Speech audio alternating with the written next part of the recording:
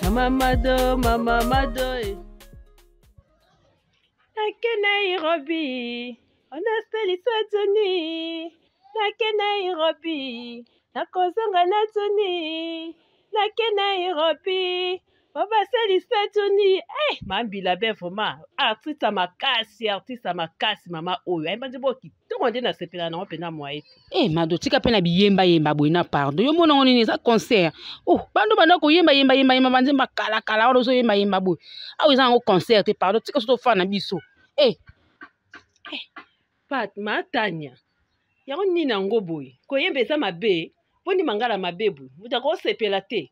To na prison awa. Mado loba pardon. So possible ba kisi po ba client no so ba ya kaka epa na yo pardon loba. Loba penza.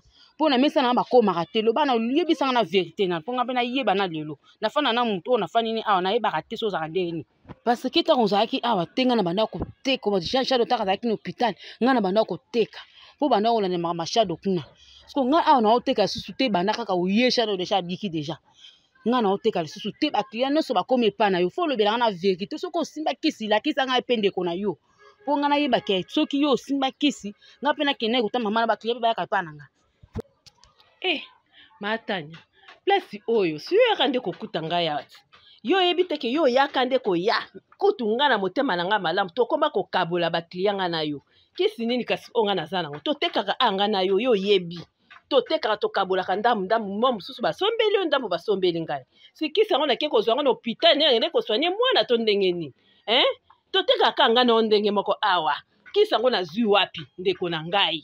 Ba ideni na mabebu oyo ningo zwela nga vuma na ta oyo mama likambu nini ndeko na nga to weli nini ba client to ndenge nini Tanya yo yanga ndeko kuta ngaya oyebite aza chez Mado si yo obikaka nde na sima ya lupembo ya ngai parce que yo kutanga na mesa na ngai na mwa lupemba na ngai mwa toso kabula mwa ba client okosepela te na mwa grâce oyo zwa po tobikaka tolesaka ta bana totekaka biso so ndenge moko obite oza chez Mado il faut yo za na sima na ngai yo za ka na sima na ngai zoyoka oza jamais liboso na ngai Mado ekomi so koswana eza koswana tina te soka na lobi no kaka te Mado na ebita na ngo place na yo awa na ebita eza place no bongo so mani ko loba susu boye to sala ka be to tikala ka bien Mado zo mona te omoni na lobi mabete na rappeler yo kaka muninga na ngai parce que koyemba eza mabete na sepeli na yemba mama na tiaka souci na mutema na bela estomac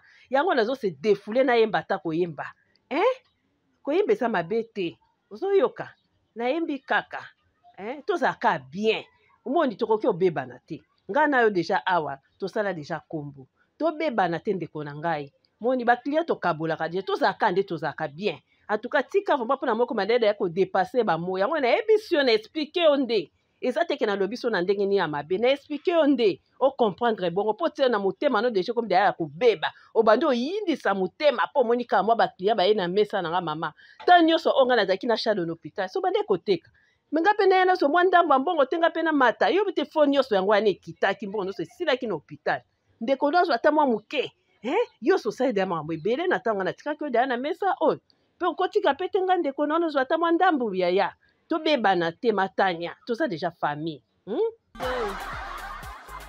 Mama Mado Mama